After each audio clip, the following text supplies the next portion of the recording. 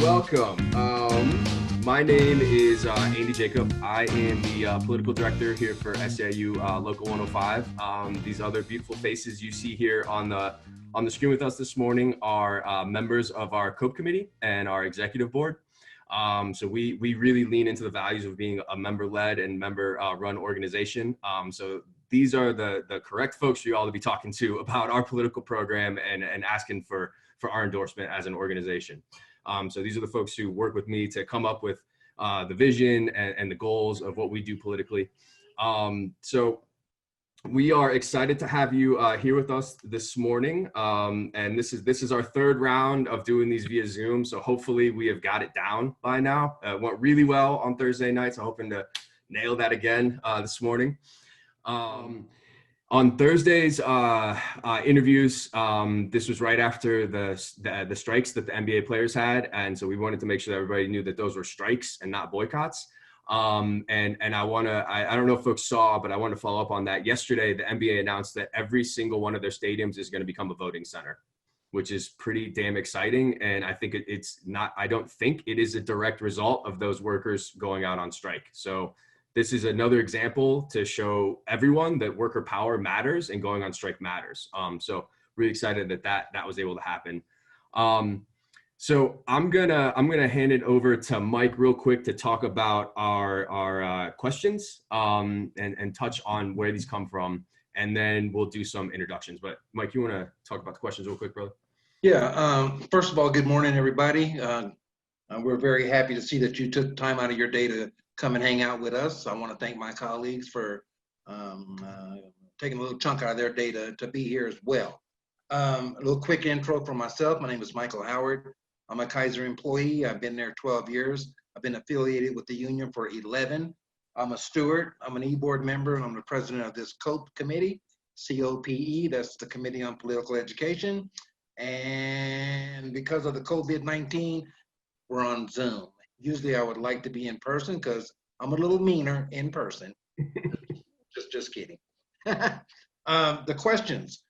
5 years ago, my colleagues and I, and with the direction of our political director, Mr. Jacobs, we come up with these questions to ask the candidates.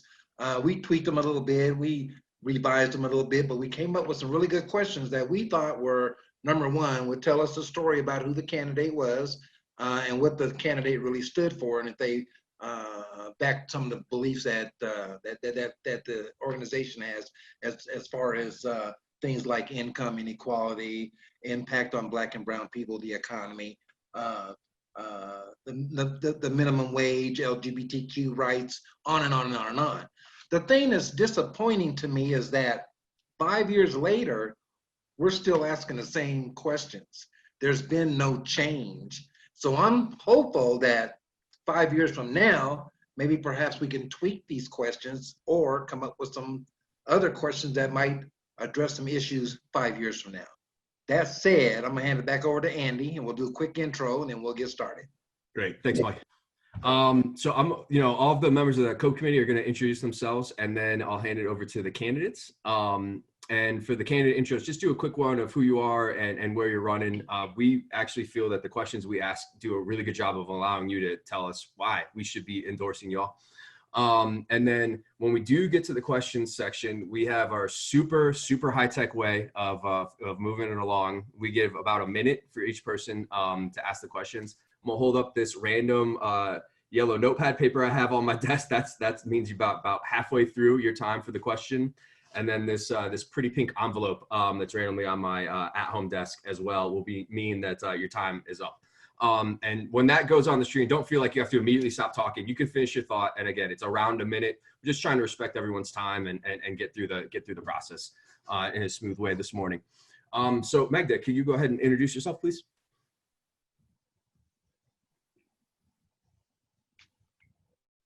Buenos días a todos, mi nombre es Magdalena Estudillo, yo soy janitor del centro, tengo 19 años trabajando bueno, estoy 19 años dentro de la unión y también soy miembro de la mesa directiva. Gracias, Magda. Guadalupe.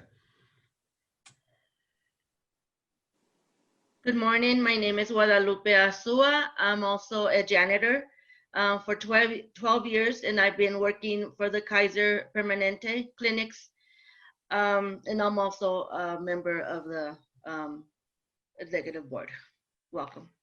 Awesome. Thanks, Lupe. Shelly. What's going to me next?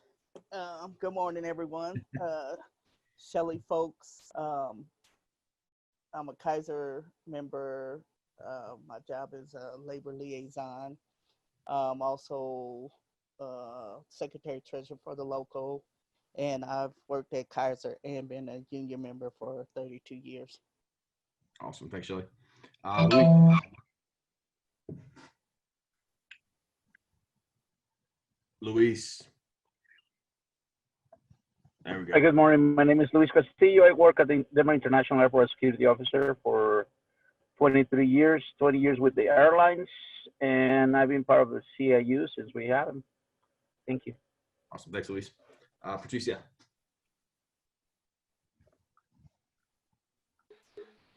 Buenos días, yo soy Patricia Robles, soy janitor por 28 años. Soy la vicepresidenta de Servicios a la Propiedad. Gracias. Thanks, Patricia. Pedro. Buenos días, mi nombre es Pedro Carrillo. Trabajo para CCS desde hace 13 años. Soy janitor y también soy miembro de la mesa directiva. Bienvenidos, gracias por estar aquí. Gracias, Pedro. Alejandra. Hi, I'm Alejandra Bautista. I work for Kaiser. I've been working for Kaiser for 5 years, been part of the union for as many years. I'm also a union steward and a part of the executive board. Thanks, Alejandra. All right, so I'm going to kick it over to our candidates. Chris. Good morning. My name is Chris Kolker. I'm running for State Senate District 27, which encompasses all of the city of Centennial. Down here just south of Denver, little parts of Aurora, Greenwood Village, Inglewood, and Foxfield. And I'm glad to be here. Awesome, thanks. Iman?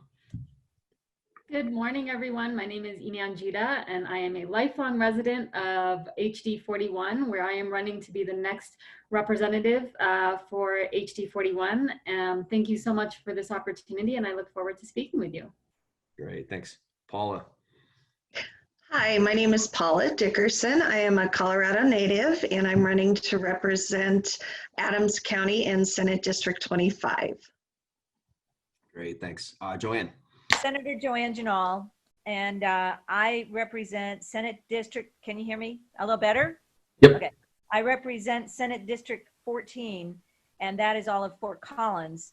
I've been in the House of Representatives for the past, well, for 6 years, 2 years in the Senate, and I'm running again for another 4 years in Senate District 14, Fort Collins. Great, thank you. Well, welcome again. I'm going to hand over to Mr. Howard to run the rest of the show this morning. All right, here we go. We're going to start with our questions. Magdalena, you're up. Question number 1, please.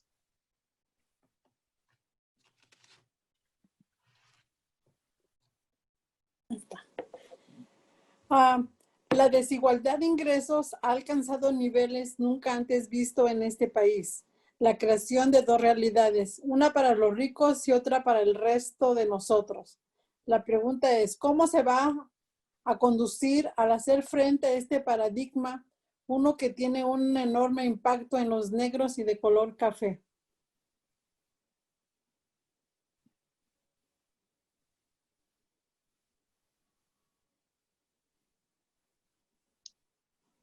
Chris, you're up first, sir. Thank you. Appreciate the question. First thing that comes to mind when it comes to income inequality is our tax system here in the state of Colorado, which is a flat tax rate instead of a progressive tax. I would love to see a progressive tax established here for our state income tax, which we tried to get on the ballot this year, but weren't able to. I'd like to continue that movement.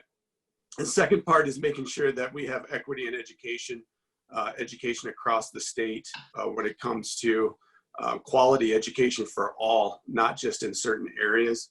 And that is going to take some work when it comes to Tabor and Gallagher and Amendment 23, especially now with the recession. And the third part would be to advance our minimum wage. I know that's a big issue. We're only at $12 an hour. I'd love to see that, rise up so that more of us can take advantage of a better income. All right. Paula?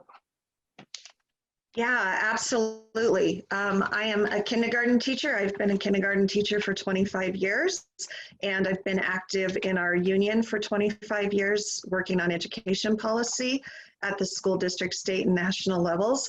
And I absolutely believe equity in education is one of our big issues. Remote learning has really shown us that. I work in labor work, and so I understand how a living wage, I am the working middle class, and I know that we need a $15 minimum wage.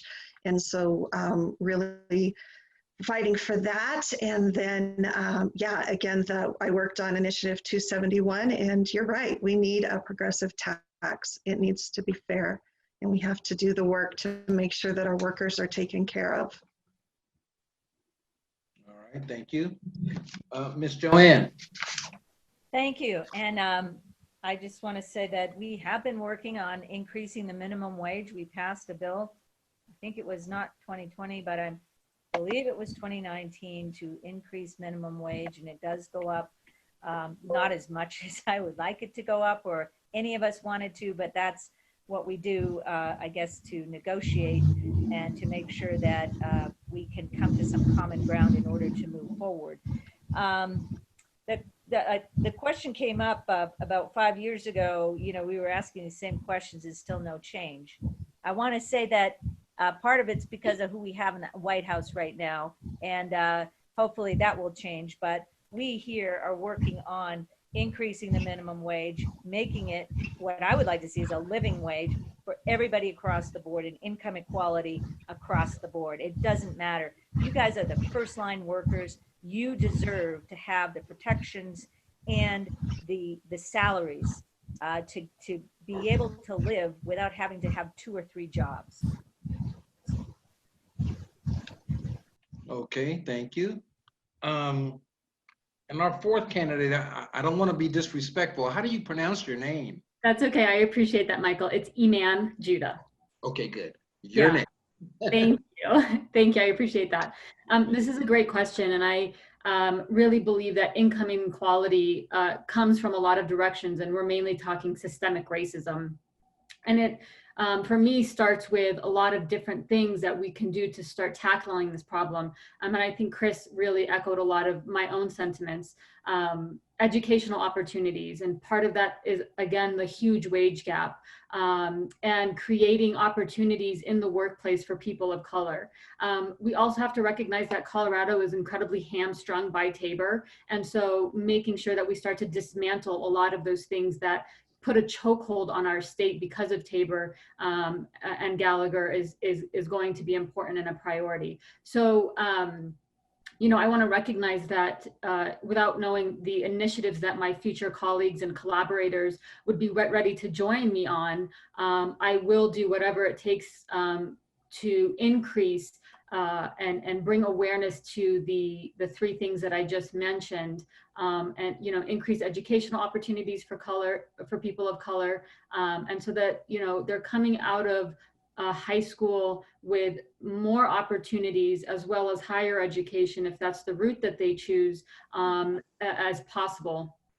and be really intentional about those connections and opportunities that we create for people of color when they are deciding their future plans.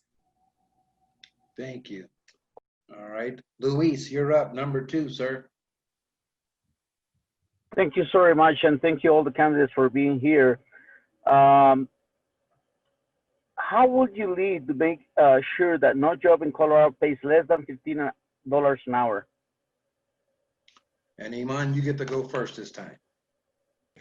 Well, thank you. So I support an incremental change and rise in our minimum wage. And I also, quite frankly, believe that minimum wage should really be actually over $20. And I think a way to do that is to create another amendment that increases it 90 cents to $1 every year. And currently we were supposed to increase that until we met $12. But let's face it, I don't think $12 is a just, livable, sustainable wage. And I don't think it does justice for the cost of living here in Colorado. And so even at $15 an hour, I don't think that's very just. I think the minimum wage should be tied to the cost of living and actually factors in the increased cost every year or two based on where we stand as a state. But I do honestly believe that we should be at or above $20 an hour. Thank you. Joanne? Well, I echo the concerns and the statements that were just mentioned. And as I said before, I believe in incremental increases in our minimum wage should be up to $15, and it should be within the next few years.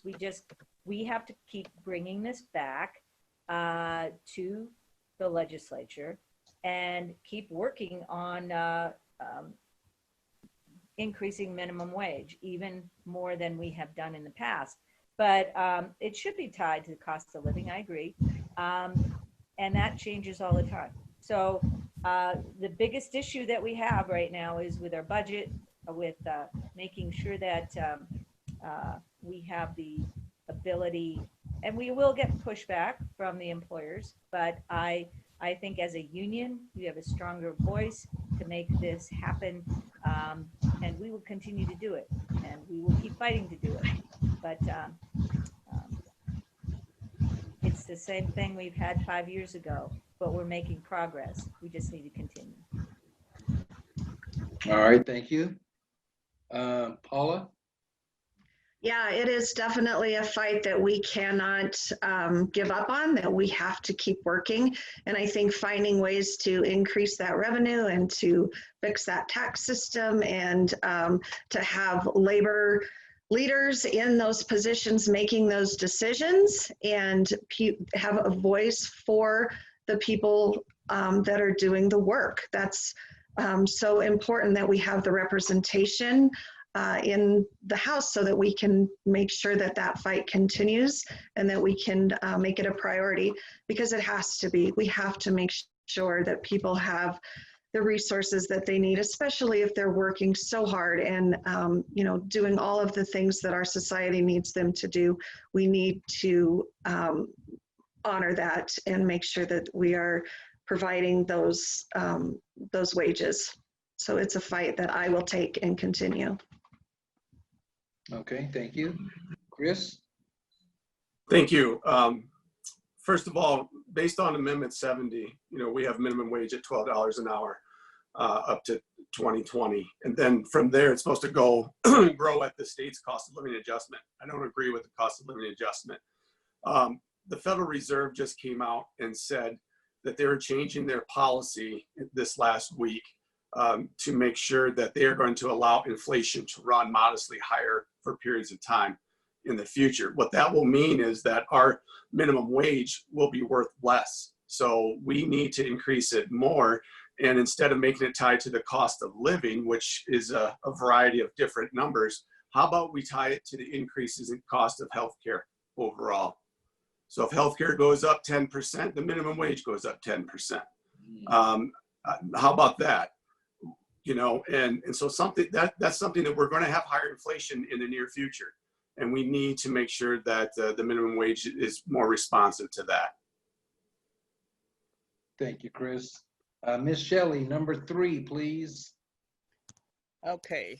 In light of recent state violence and harassment against Black, Brown, and LGBTQ people, how will you lead to ensure that the police department is transparent and accountable to the entire community that they are entrusted to protect and serve? Joanne, you're first.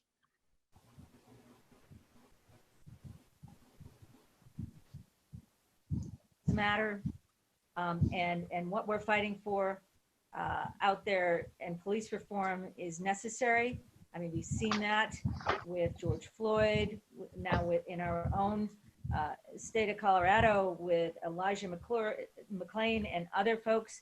I think it's imperative, and I think Senate Bill 217, which came about at the last week of session, was the first step of many to have police accountability and to make sure that there is a new structure and awareness of what's going on, more transparency with police, more transparency with arrests, or just the you know, needless deaths of some of these people who were protesting, silently protesting, that didn't need to die, weren't doing anything wrong, and yet you know, they're out there protesting now for these lives, which I think it's about time that our eyes are opened as a country, as a world, as a state.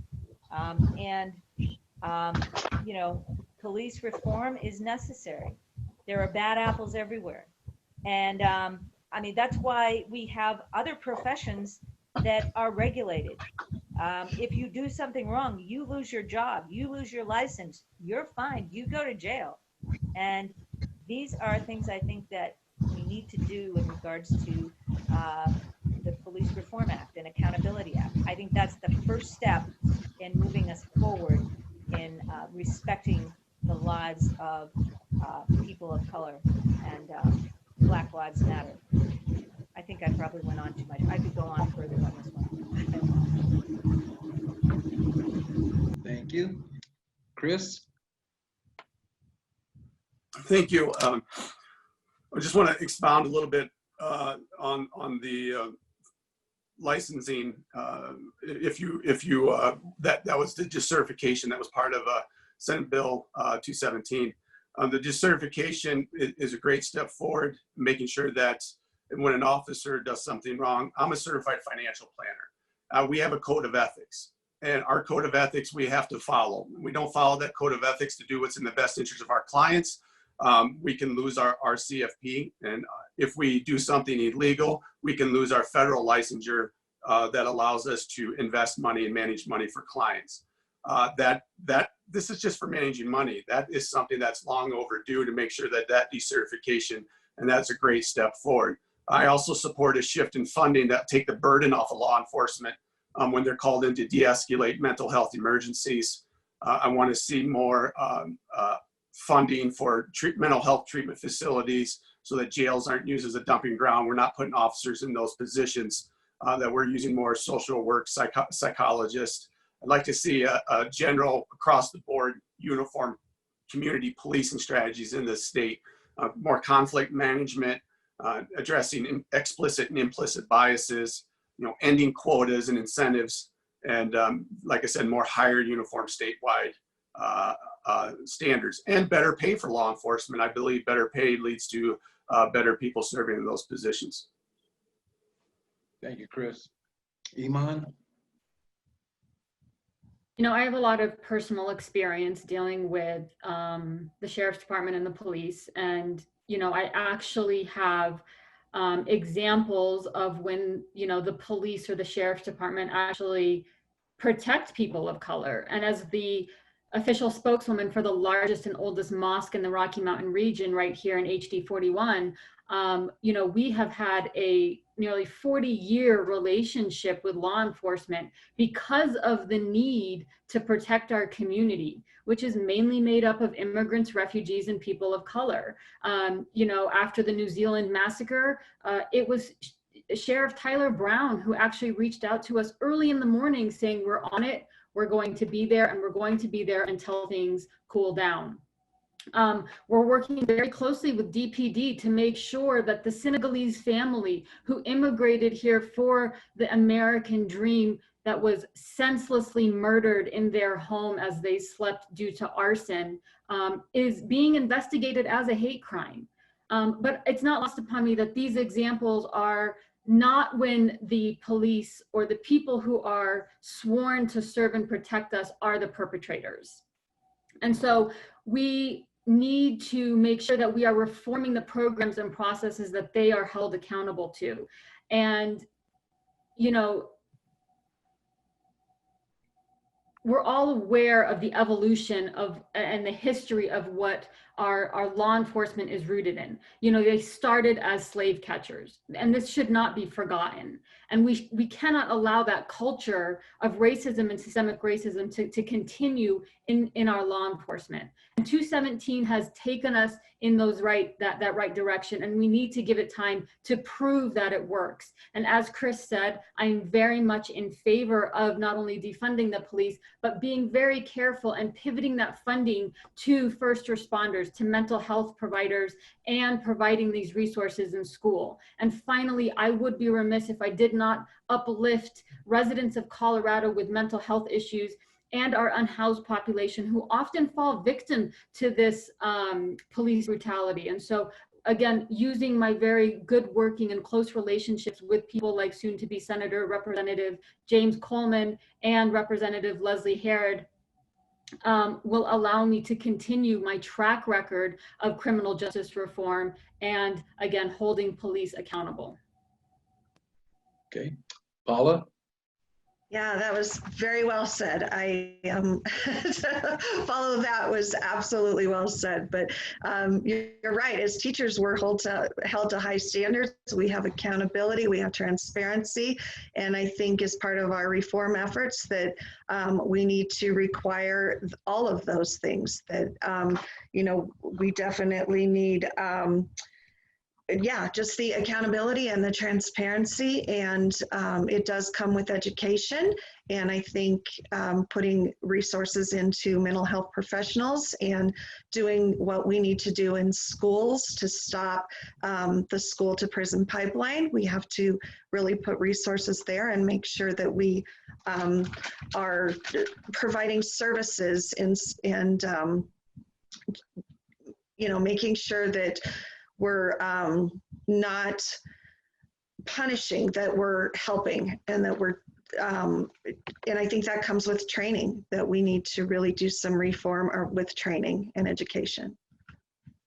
Okay, thank you very much. All right, Pedro, number 4, please, sir.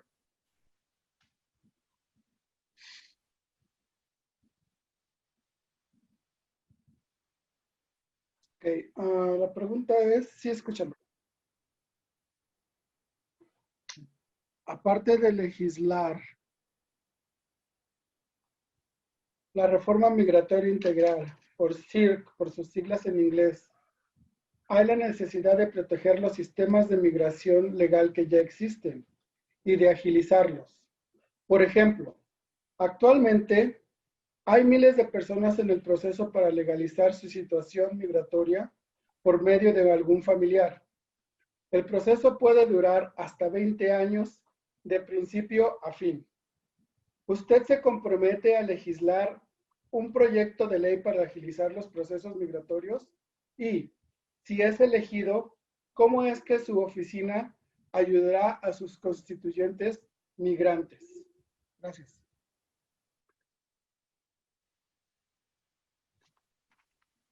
Okay, Paula?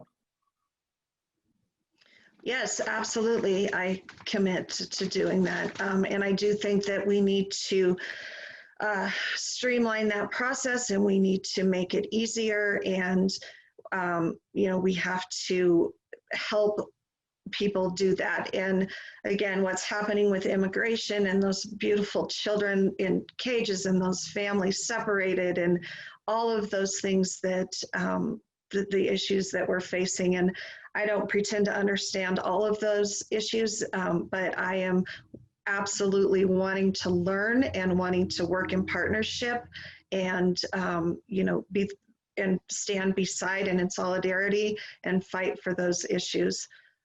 Because it's not okay what's happening, and we do need compassionate leadership and people who understand that that we cannot let these things continue, and that we need to work to make it better for everybody. Yes. All right. Thank you. Iman? I am running to make the American dream a reality for everyone. I am the daughter of immigrants and refugees. I'm a first-generation American and Coloradan. I am married to an immigrant who came to this country on a special immigrant visa simply because he worked for the equivalent of 3 tours in Iraq as a combat interpreter with our troops. So this issue is very close to me. And again, as the next representative of HD 41, we have a very high concentration of immigrants and refugees in my district. And speaking for a congregation of over 5,000 people, we also have a high concentration of immigrants and refugees. So, this issue is definitely not lost upon me, and it very much hits close to home. So for me, one of the first things I want to do is not only uphold and uplift these new legislation, but I want to make sure that those folks who make the conscious decision to immigrate to the United States in whatever capacity, they do so and can do so as safely as possible. I am someone who has literally benefited from immigration, and I would not be a resident of this great state if I wasn't. So I want to use my voice and my lived experiences to make sure that we pass comprehensive immigration reform that allows people to realize citizenship in this country. And I also want to make sure that we prevent legislation that supports using state resources for ICE. I will finally say that as the first Muslim and as the first Arab woman to be elected to the Colorado State Legislature in our state's history, I will make it my mission to make sure that others have the ability to practice and use their voice in civic engagement and to be able to tell their story of their path of citizenship. All right, great. Joanne? Thank you. I do believe that immigration reform is a process that is long. You had mentioned that. I have gone to a lot of naturalization ceremonies up here in Fort Collins. They are some of the highlights of being a legislator, and I would love to be able to attend regardless of being a legislator or not. But the citizenship process is not only long, but it's costly. I had no idea some of these people that want to be American citizens cost thousands and thousands of dollars and that time. What we need to do is there are millions of unauthorized workers and their families that contribute to our economy on a daily basis. They work for less wages. They don't have health care. They're treated badly. And that is not something that I have any tolerance for. Unfortunately, it happens, and citizenship would benefit from all of us, but it needs reform. And we need faster and safer documentation for people to become citizens. And also, they shouldn't have to pay the amounts of money that I have learned from new citizens in the United States, becoming new citizens, that they had to pay. I couldn't believe it. It just isn't the right thing to do. We need everyone in here to be treated equally, and people want to become citizens.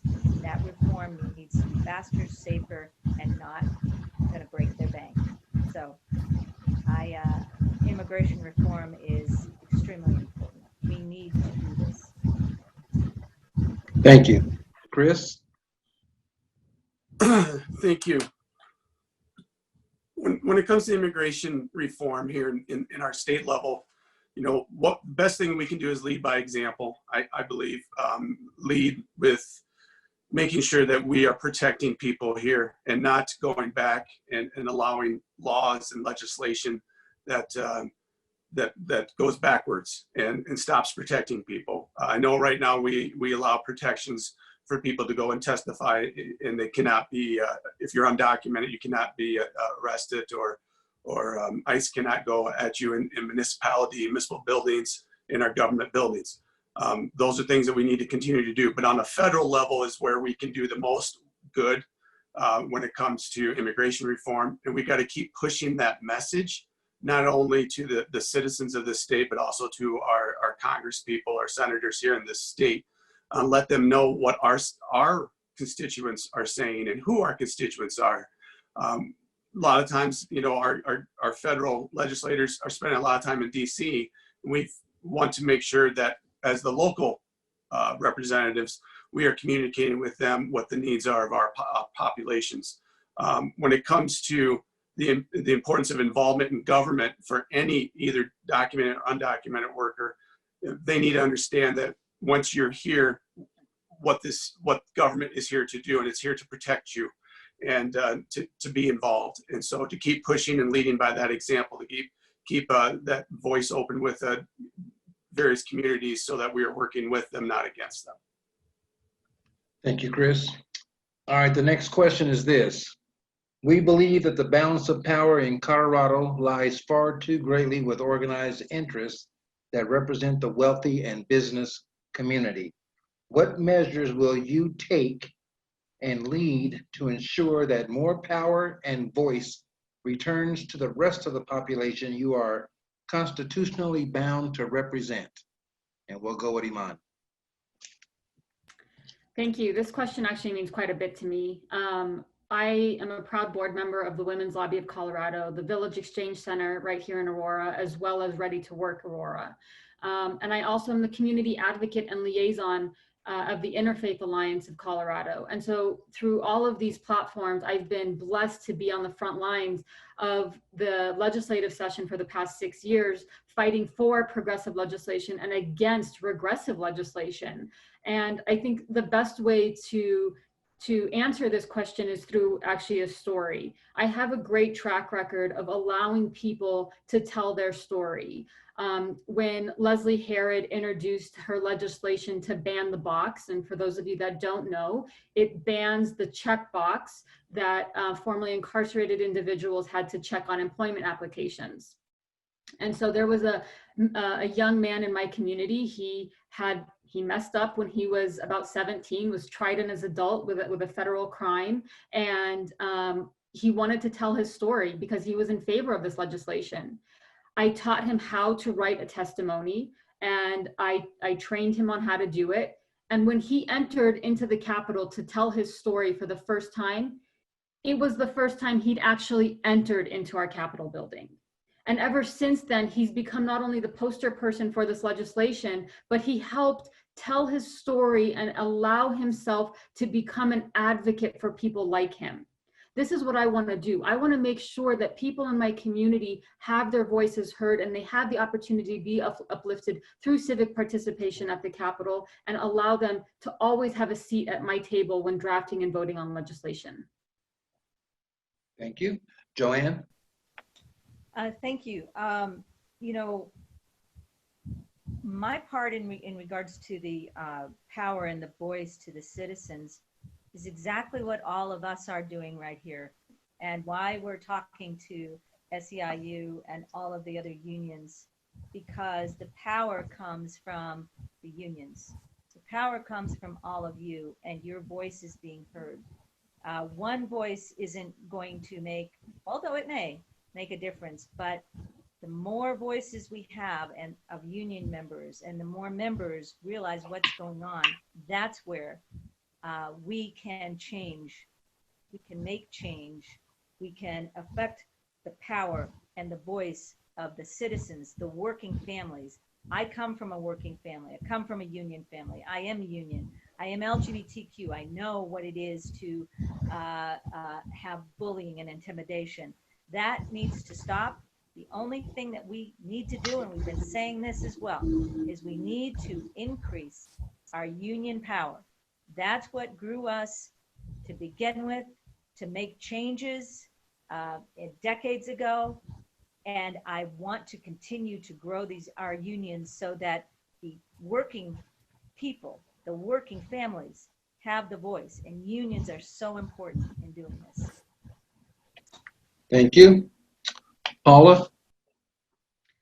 Yeah, it really is about collective action, and it's about coming together and standing together and making sure that, again, the people that we have elected are representing the voices of the communities that they represent, and that we have leadership that listens, and we have leadership that is open to collaboration and communication and cooperation and getting all stakeholders involved in decisions that are being made that impact their lives. And as teachers, when we came together and marched Ed for Ed, and we made our voices heard, that's how the change was made. That's where the collective action comes, where we can get power. Okay. Chris? To me, it comes down to this. Money equals power, and greed corrupts. And so the first thing we need is campaign finance reform. With campaign finance reform, that will help people running for office be transparent, know where the money's coming from, know where the support is coming from.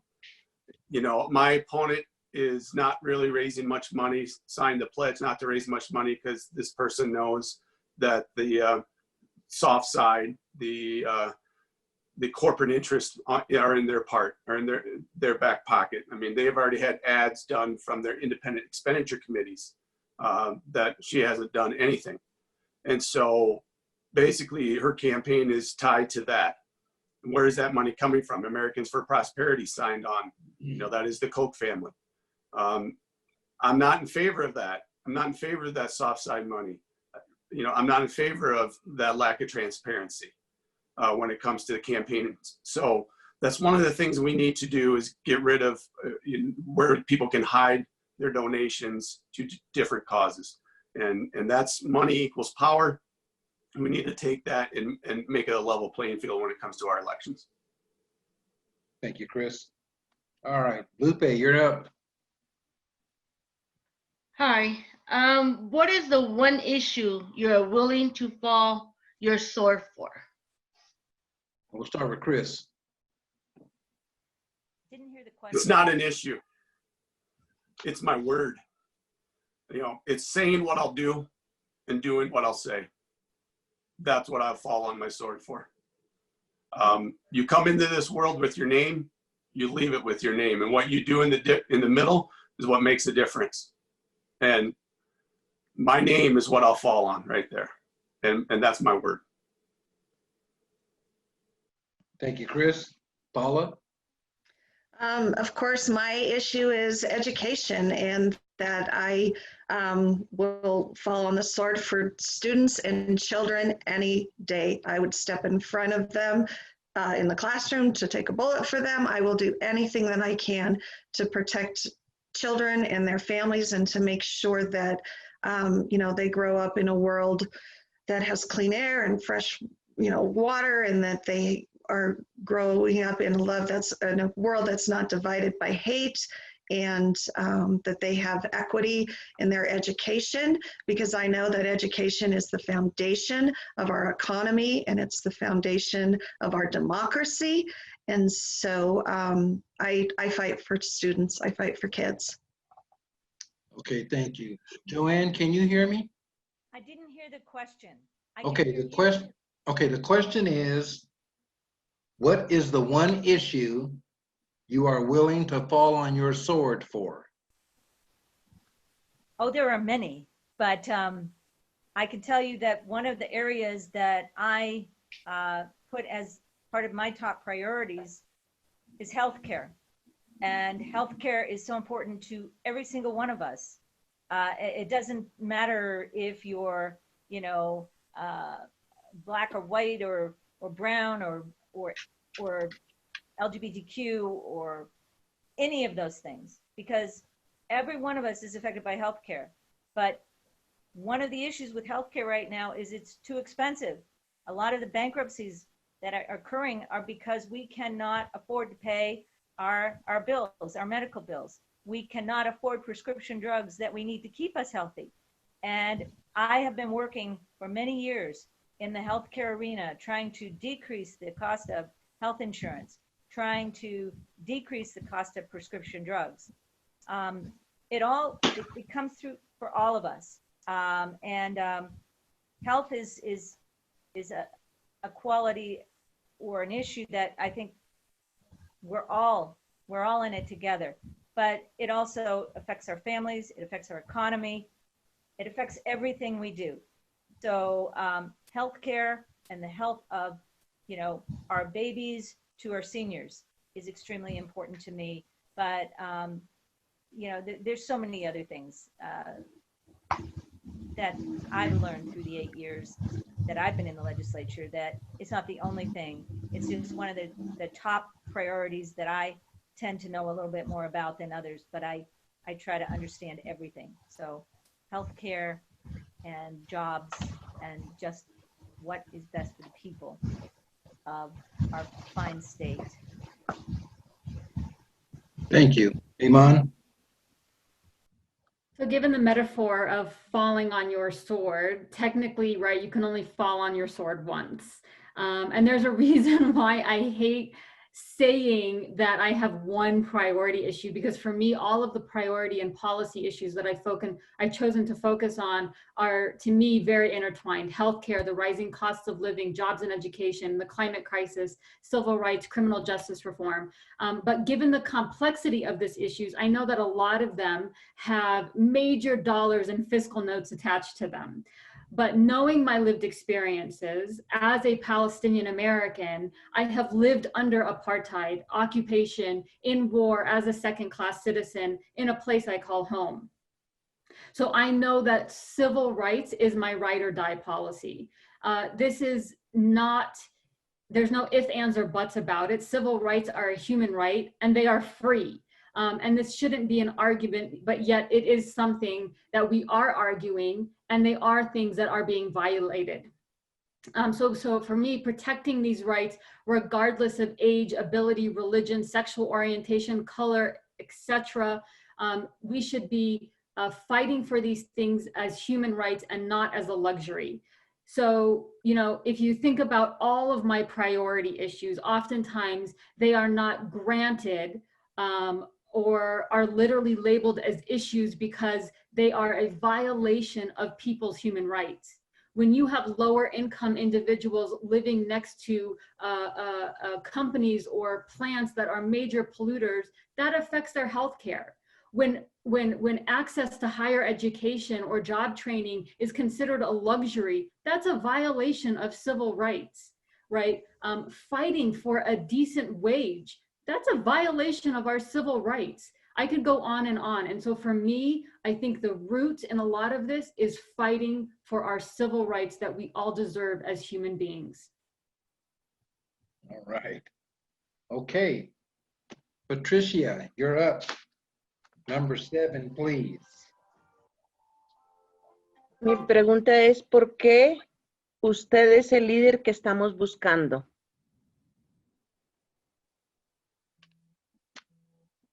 Iman.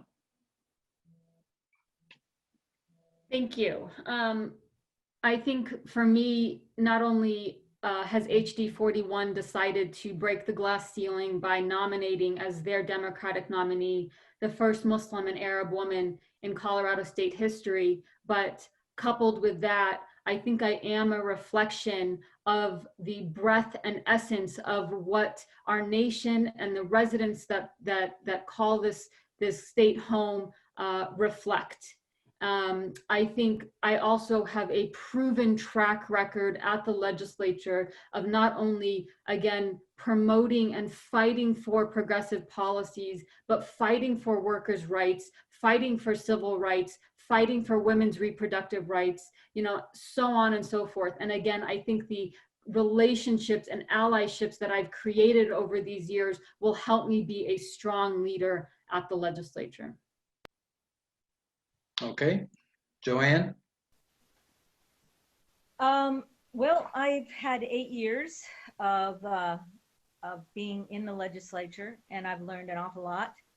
But I will always stand by, and I think my track record proves this in union issues.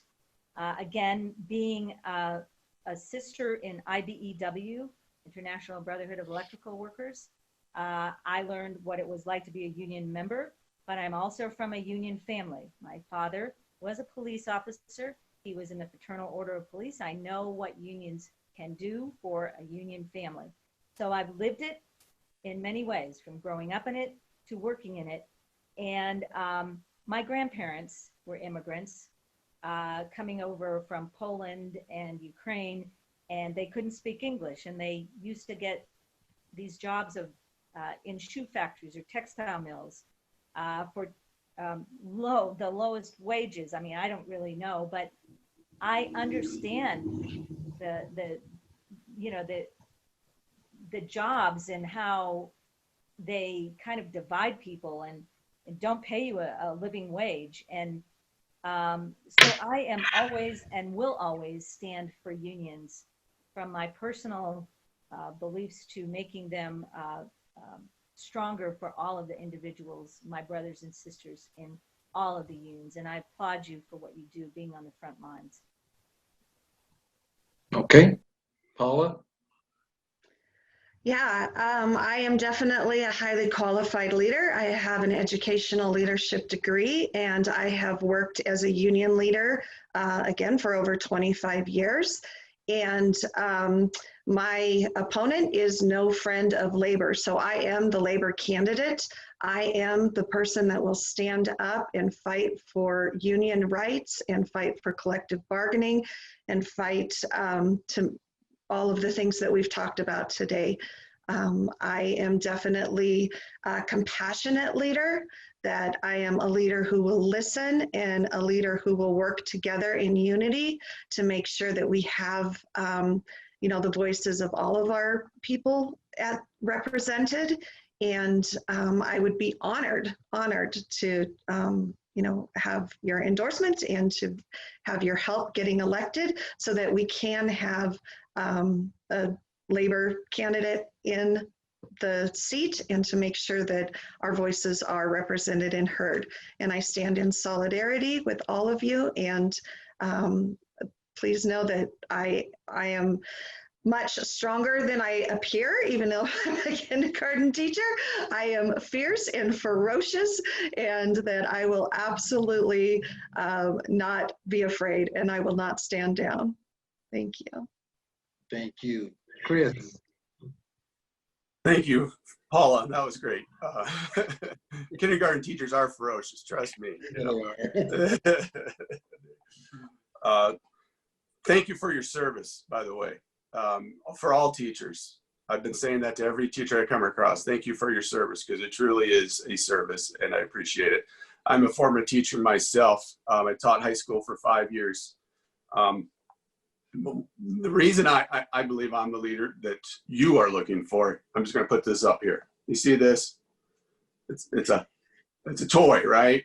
It's a toy backhoe, John Deere. It's how I grew up.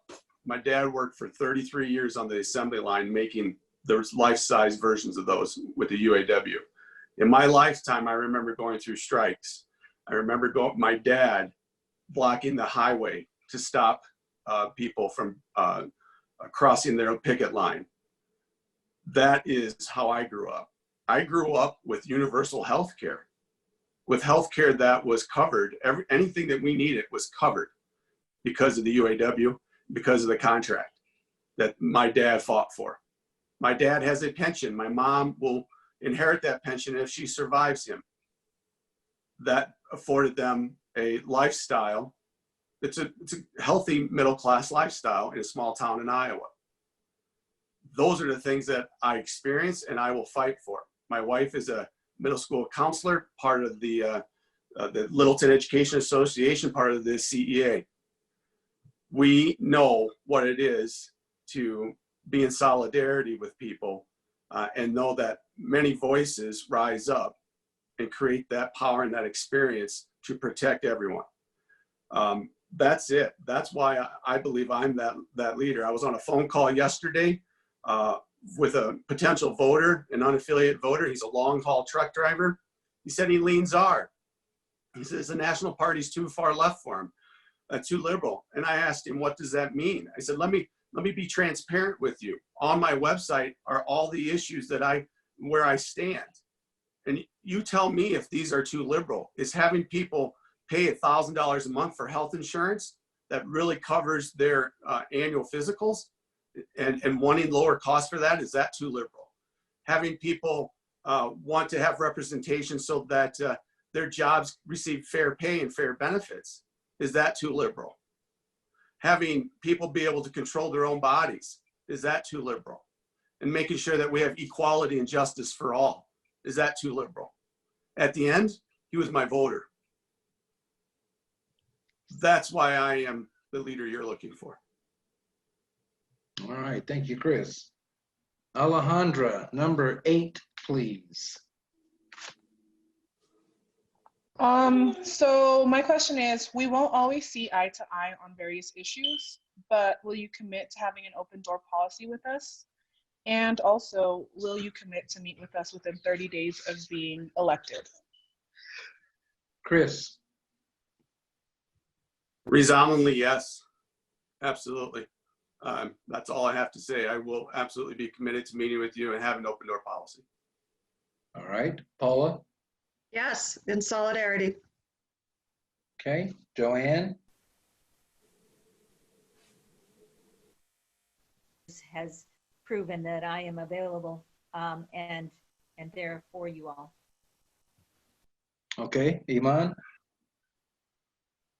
I am gonna maybe take my minute or 30 seconds. Yes and yes. In every endorsement interview I've ever given, one thing that I make sure that I say is not only since the infancy of my career do I believe in and have always practiced collaboration, but I will always have an open door policy during my tenure as a legislator. I want to make sure that I lean on experts like yourself when drafting progressive or voting on policy so that I am the most informed, educated person I can be to pass progressive legislation here in Colorado. As a former teacher, as a trained political scientist, I have a keen understanding and have been able to be trained in what it takes to be a collaborator and an ally for our workers and residents here in Colorado. Okay, thank you. This next section, I should say, is our rapid fire section. I'm going to ask 3 quick questions. All we need is a yes or no. We're going to go in reverse order. We're going to go Iman, Joanne, Paula, and then Chris. Yes, no, and here's the first one. Would you support legislation to make it easier for people to organize unions or other types of worker organizations? Yes. Joanne? Yes. Paula? Yes. And Chris? Yes. All right. Will you protect workers' rights to organize and collective bargaining? Iman? Yes. Joanne? Yes. Paula? Yes. And Chris? Yes. All right. Now, finally, will you support active or soon to be active organizing campaigns? Iman? Yes.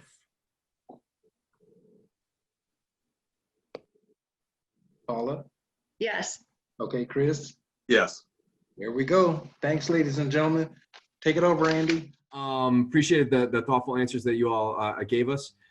So I'll be following up with folks in the next week. I think all of you have already signed on to the Working People's Platform. It represents a lot of the values and things that we fight for as an organization. And then we're also asking people to post some stuff on social media about our home care campaign. So we get into that too as well. And the reason we do that is because we put our name on folks, and we want folks to put their name on us. We really feel strongly about that as an organization, because we want to work in partnership with folks, and we want folks to publicly support workers and what they're fighting for and what they're going through, because they need that public support, because things are not in the right spot in this country right now, and we need to change that. We need to work together to change that. So again, thank you so much for joining us this morning, and I hope you guys have a great rest of the day. Thank you. Thank you, everyone. And thank you to all those people out there working in the front lines. Many of you said you were janitors. Thank you so much for your work, for being out there. Thank you that you are putting yourselves at risk, and you're not paid enough for it. So thank you. And we need you guys' help to change that. And I think that's the bottom line. You all are in positions of power to help make these changes, and so we need you to work with us to do that, because it's not a yes or no. It's not a should we or shouldn't we. It's a we have to do it. That's the way that we feel. Thank you. Thank you.